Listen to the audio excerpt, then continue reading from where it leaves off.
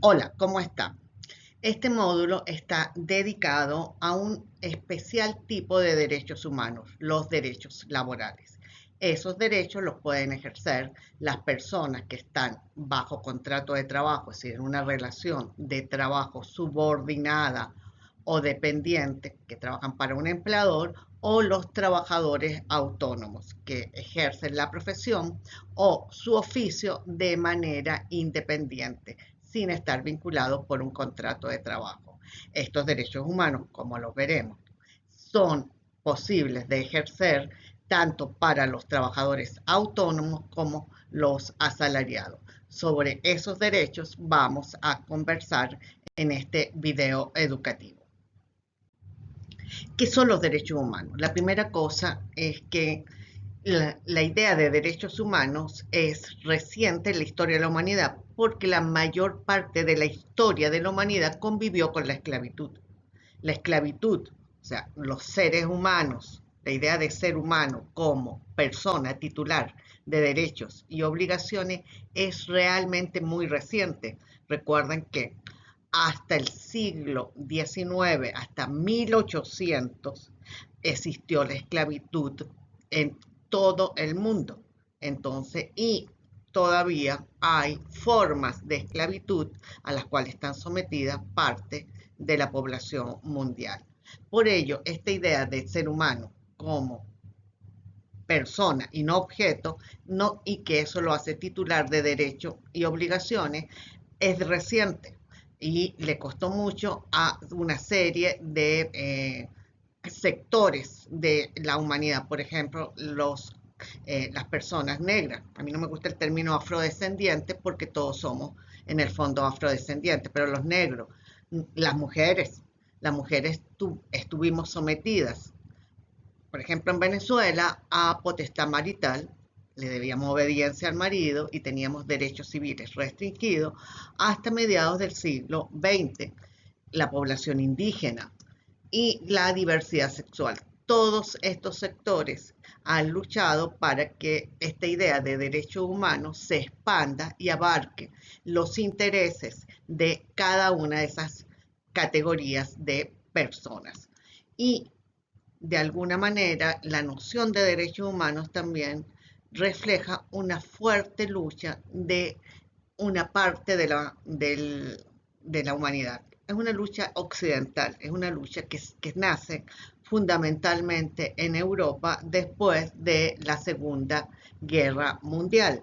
Y a pesar de que es una lucha occidental, reflejan, la lucha es para que se cataloguen esos derechos como universales, que se le aplican y se abarcan a toda la humanidad independientemente del desarrollo económico, de las creencias religiosas y del sistema político en el cual la persona vive.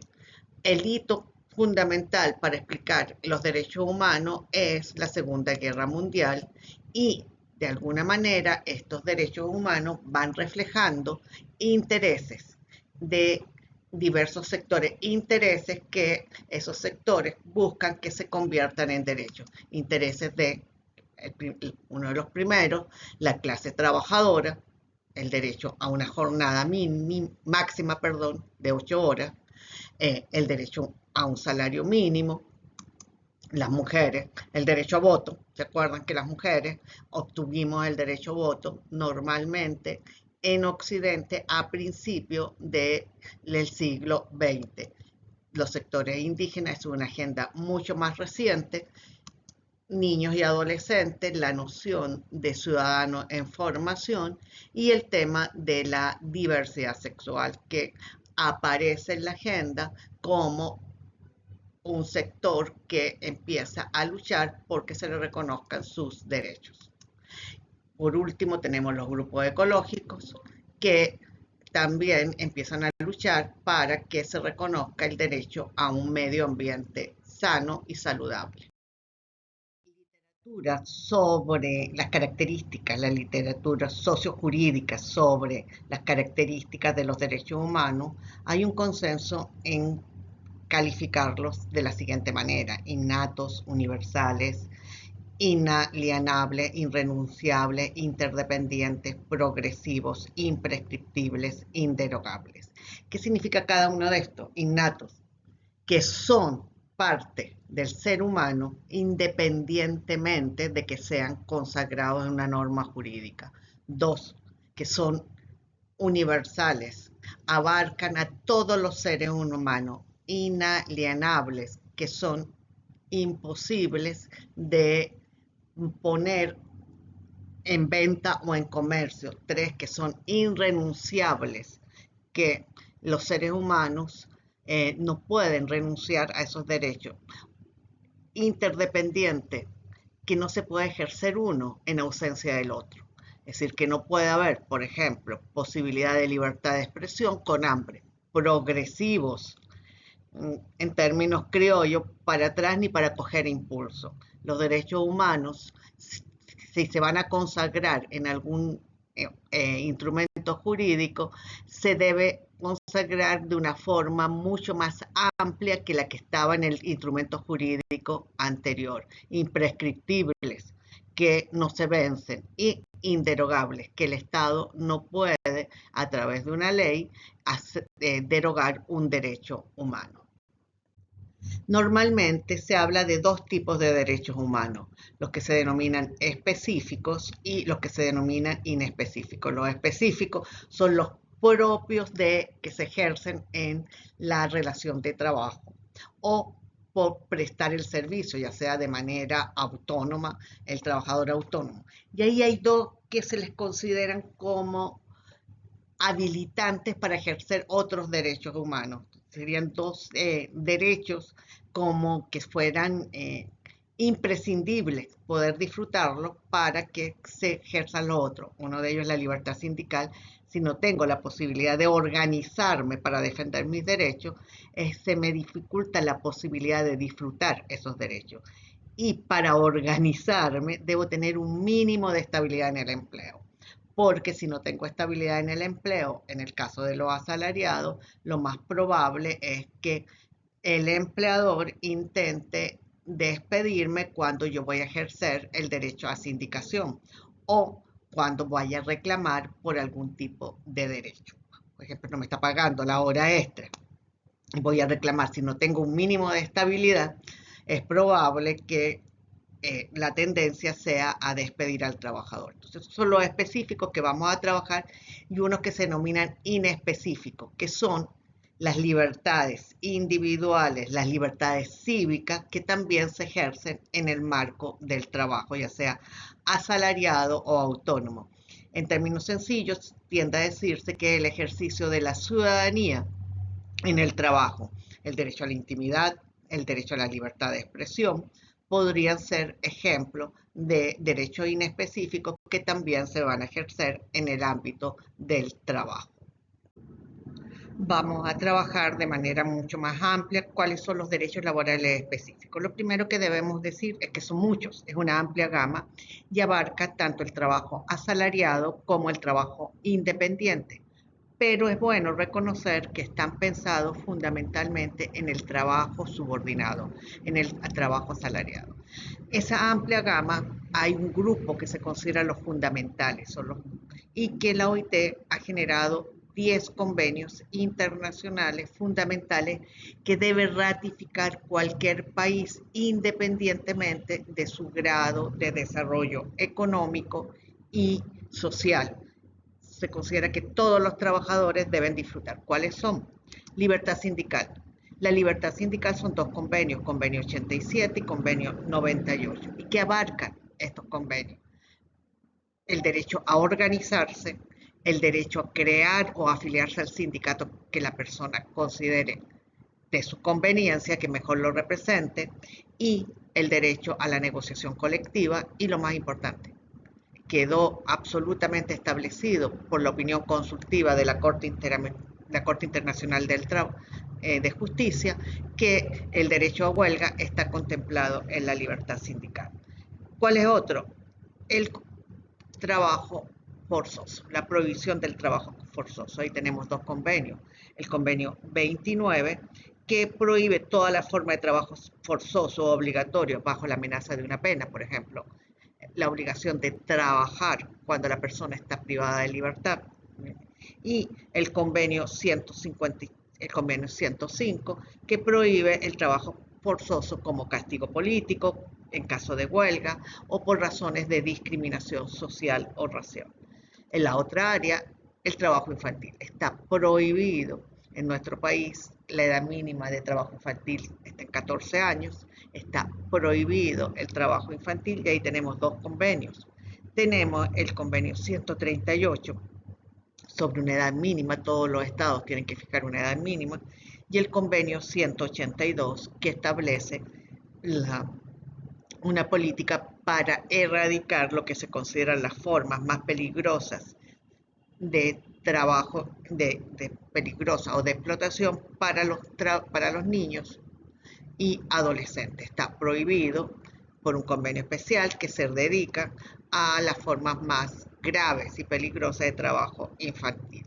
El otra área es la promoción de la igualdad de oportunidades en el empleo o igualdad de oportunidades. Todo el mundo tiene derecho a realizar, a ser contratado en las diversas actividades económicas y de trato. Ya dentro de la actividad, ya habiendo conseguido un trabajo, todo el mundo tiene los mismos derechos. Por ejemplo, el derecho al ascenso. Y aquí tenemos dos convenios, el convenio 100 sobre igualdad de remuneración y el convenio 111 que prohíbe la discriminación en el empleo y que lucha por evitar que en las contrataciones haya algún tipo de discriminación o en el trato que se le da a los trabajadores contratados basado en la raza, en el sexo, en la religión, en la opinión política. Y por último, tenemos la, la última área que se incorporó después del COVID, que es la necesidad de garantizar a todos los trabajadores y trabajadoras un entorno seguro y saludable. Y en ahí tenemos el convenio 155 sobre seguridad y salud de los trabajadores y el 187 que promueve un marco para la seguridad y salud ocupacional. Acá en el 187 lo que se busca es garantizar un entorno seguro y saludable mediante políticas de prevención y coordinación entre los sistemas, entre los diversos órganos estatales que están vinculados con el tema de salud ocupacional.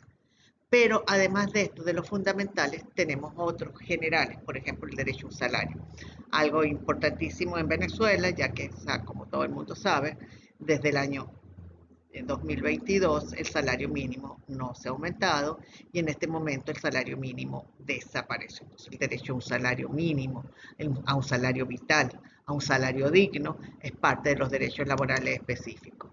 El derecho a un tiempo de trabajo que permita a la persona tener tiempo para descansar y para la vida social. Ahí en tiempo de trabajo nos referimos a la jornada de trabajo, a los descansos dentro de la jornada, a los descansos semanales y al derecho a vacaciones. Pero también muy importante la vinculación del tiempo de trabajo con la conciliación de la vida personal y laboral.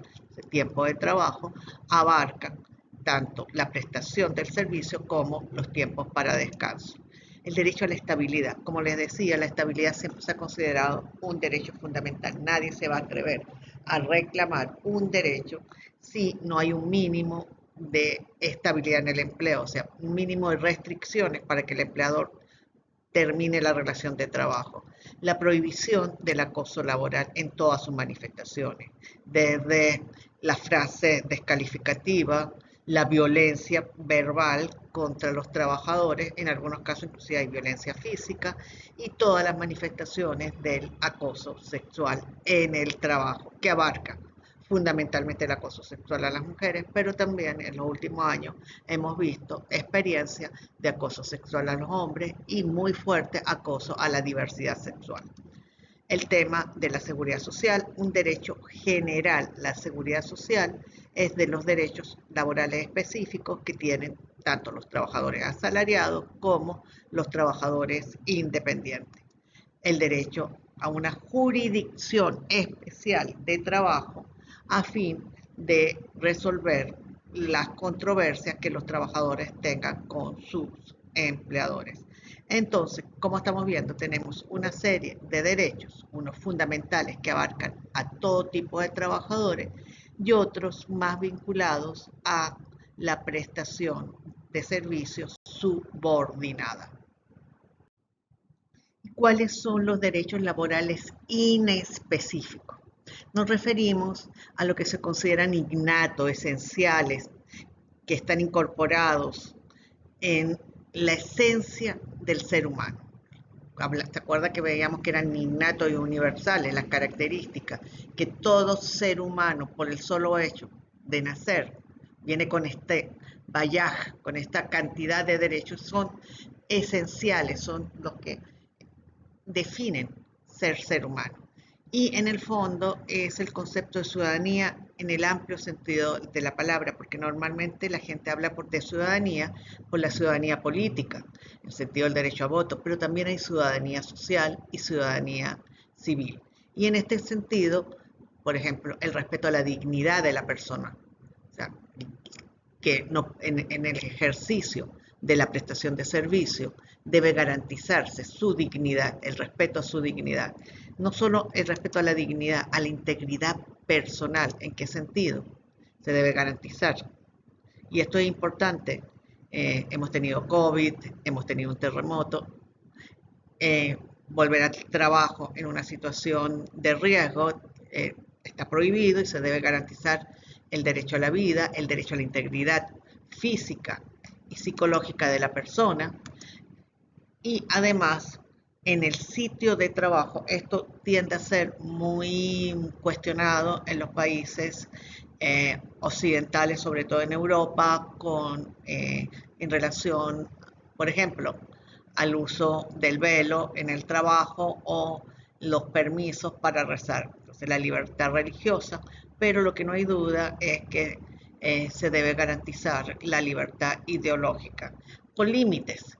Por ejemplo, esto se ha discutido en los tribunales europeos hasta dónde llega la libertad religiosa en el ejercicio del trabajo y hasta dónde llega la libertad política.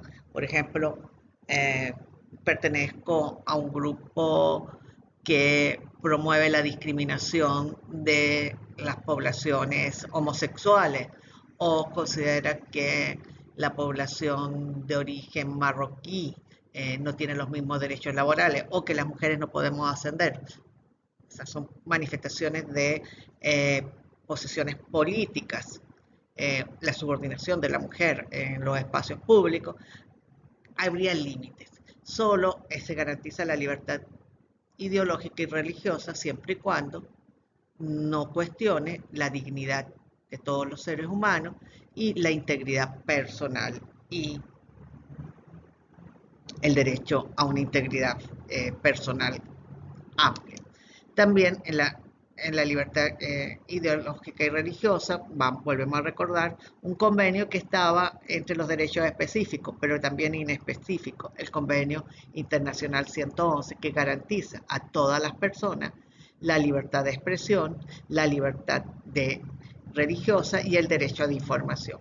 Y ahí tenemos, en este caso, también en forma mucho más amplia, el derecho de la persona a expresar sus opiniones en el sitio de trabajo de manera libre, sin coacción. El derecho a la información, a tener información, no solo sobre las características y las medidas que el empleador debe garantizar para una prestación de servicio sin riesgos para la salud, sino también derecho a información sobre la actividad en general del órgano, de la empresa a la cual yo pertenezco y cuáles son sus políticas, tanto de comercialización como de producción, para saber dónde estoy parado y dónde estoy trabajando. Protección de los datos personales. Esto es vital. Ustedes recuerdan que ahora todos nosotros que vamos a postularnos a un trabajo, nos exigen llenar una serie de fichas, algunas online, otras en Drive, con una serie de información personal. Esos datos son privados y el patrono no puede compartirlos sin nuestra autorización con nadie. Intimidad e imagen. Si van a grabar mientras yo estoy trabajando, deben tener mi autorización y deben garantizarme un mínimo de intimidad. ¿Hasta dónde puede estar la cámara de la empresa? En el sitio que presto servicios, sí. En el vestuario, no. En las duchas, menos. Entonces hay un tema de intimidad. El patrono puede tener cámaras para fiscalizar cómo se está desarrollando la producción, sí, pero en algunas áreas debe garantizar mi intimidad. Y eso tiene que ver con lo que habíamos hablado. Cámaras y expedientes personales no pueden de alguna manera transgredir mi derecho a la intimidad y el derecho a la imagen. Seguimos con los derechos laborales inespecíficos, el secreto de las comunicaciones. Acá, ¿cuál es el tema clave? El correo electrónico institucional, el que da la empresa, da que el empleador, puede ser revisado en cualquier momento por el empleador. Pero, por ejemplo, yo en la misma computadora de la empresa abrí mi correo personal, eso no le da derecho al empleador a revisar mi correo personal. El institucional puede entrar cuando se le dé la gana. Libertad de asociación. Yo tengo derecho como trabajador a afiliarme a las organizaciones que yo estime conveniente, no solo al sindicato, sino a asociaciones políticas, asociaciones religiosas, a asociaciones deportivas, el derecho a reunión. Tengo derecho a hacer asambleas en mi sitio de trabajo, o el trabajador autónomo también tiene derecho a reunirse en espacios públicos para resolver problemas, no solo vinculados con el trabajo, sino con la calidad de vida, tanto los trabajadores asalariados como los trabajadores independientes. Derecho a un ambiente sano. ¿Esto qué implica? Implica la obligación tanto estatal como de los empleadores, de cuidar el ambiente y el derecho a mis invenciones. El derecho a que se me respete con el derecho de autor, el derecho al nombre, al reconocimiento de que esa obra, que esa invención, que, se, que esa construcción que yo acabo de hacer me pertenece, que yo soy el dueño, aunque en la comercialización, si es bajo relación de dependencia, bajo relación subordinada, le corresponde al empleador, pero siempre debe garantizar la integridad de la obra y el reconocimiento de lo que se denominan derechos morales, el nombre, que aparezca que esa invención, que esa obra fue producto de mi trabajo. Esto ya fue tratado en el video que acompaña también en el otro video. Y acá lo que quiero resaltar es como dejar claro que puede haber en algún momento choque, conflicto entre varios derechos fundamentales. Y el ejemplo que uno tiende a utilizar mucho en materia laboral es la colisión o el conflicto o el choque entre dos derechos fundamentales. Por ejemplo, el derecho a educación y el derecho a huelga, o el derecho de salud y el derecho a huelga. Y siempre se ha pensado que si hay coalición, uno es más importante que el otro y uno priva sobre el otro y hace que el otro no se pueda ejercer. Eso es así. La verdad de las cosas, hay dos soluciones jurídicas en torno a que priva por si hay un conflicto entre educación y huelga o salud y huelga. ¿Y cuáles son? La técnica de la ponderación. En este caso, hay el criterio de la idoneidad, la proporcionalidad y la necesidad. Y el problema de la técnica de la ponderación, que quien termina decidiendo cuál es el derecho que debe privar sobre otro, cuál se aplica y cuál deja de disfrutarse, es el juez. O sea, hay tres criterios en la técnica de la ponderación: la idoneidad, la proporcionalidad que se está haciendo y la necesidad. En cambio, hay otras técnicas que son mucho más importantes, que es la segunda técnica en esta materia, que es la técnica de determinar el alcance de cada derecho. Cada derecho tiene un contorno y determinar cuál es su alcance. Por ejemplo, en huelga, ¿puedo paralizarme? Sí, claro que sí. Pero ¿qué debo hacer? Garantizar servicios mínimos. En salud, que nunca puedo paralizar, las emergencias. En educación, es importante que no está la educación en la lista de servicios esenciales, pero puede haber una huelga que dure más de un año. Creo que acá lo que habría que verificar es el alcance del derecho. O sea, hay huelgas ilimitadas, pues la huelga supuestamente todo el tiempo, pero una huelga que haga imposible el ejercicio del otro derecho, entonces el alcance de ese derecho, esos son los criterios que hay que tomar en cuenta para saber si es posible o no ejercer el otro derecho. Una huelga ilimitada que va a terminar anulando el ejercicio del derecho de la educación, pudiera ser una huelga no permitida en el sector educación, una huelga de un año, estoy hablando que termine. Educación y salud siempre han sido grandes ejemplos del tema de esta coalición de derechos. La pandemia fue un buen ejemplo que privaba, qué derecho privaba en pandemia. O sea, si establecíamos el derecho de la gente que fuera a estudiar, era complicado porque estábamos jugando con la salud de la gente. Entonces, ¿qué privó ahí? Privó el derecho de salud. ¿Por qué? Porque el alcance del derecho de salud arropó el derecho de huelga y había que buscar otros mecanismos. Gracias a los avances tecnológicos se podía hacer clases online, clases a través de diversos mecanismos de educación virtual. Bueno, para la discusión, ¿qué es lo que yo creo que es importante rescatar y que en el otro video también lo dijimos? Primero, no hay derecho sin organización. Todos los derechos humanos están vinculados a luchas, a procesos de la gente de organizarse y luchar porque estos derechos, que son inherentes, pasen a ser parte de diversas normas jurídicas y en particular que se incorporen como derechos constitucionales.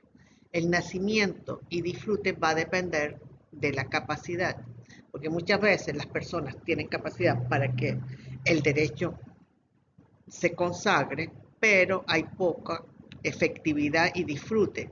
Y la defensa de ese derecho y el disfrute cotidiano depende de la capacidad de las personas de generar organizaciones estables.